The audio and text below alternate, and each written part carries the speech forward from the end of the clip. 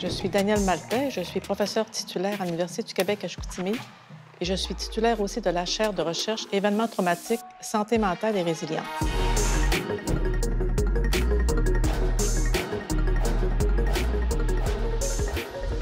Dans le fond, mes recherches depuis 1996, la première recherche que j'ai faite sur les inondations de juillet 96, j'ai étudié 5 phénomènes, dans le fond, cinq domaines des conséquences des catastrophes. Le premier, ça a été de documenter justement les conséquences des catastrophes sur la santé des individus et des intervenants et sur le fonctionnement social aussi.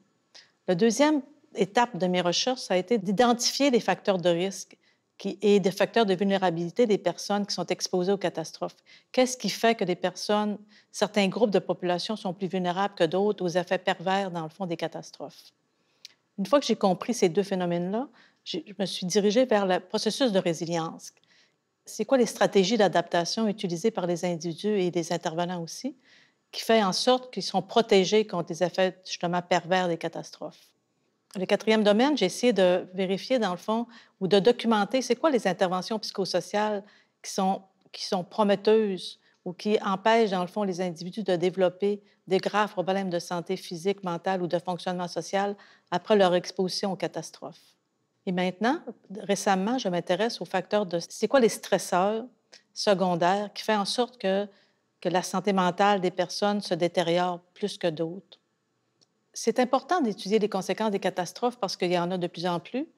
Donc, c'est important aussi de connaître, dans le fond, qu'est-ce qui protège les individus ou qu'est-ce qui vulnérabilise les individus pour qu'on puisse, dans le fond, offrir des services qui répondent à leurs réels besoins.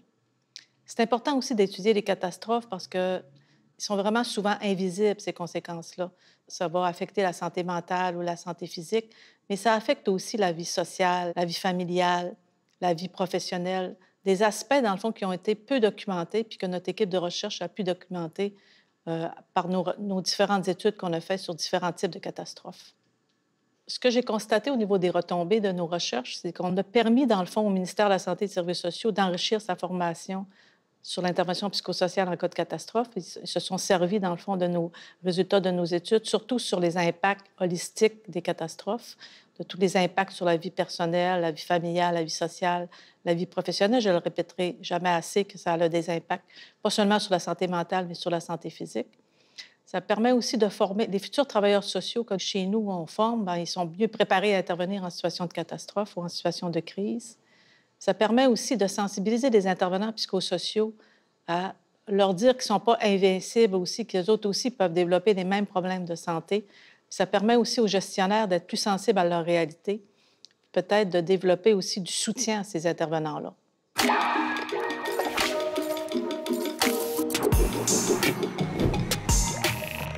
Pourquoi je fais de la recherche? Je pense que ça donne une valeur à ma vie, dans le fond, parce que je me dis ce que je trouve comme résultat, bien, si ça aide certains individus ou certains intervenants à mieux comprendre ce qu'ils vivent, bien, moi, je suis bien contente.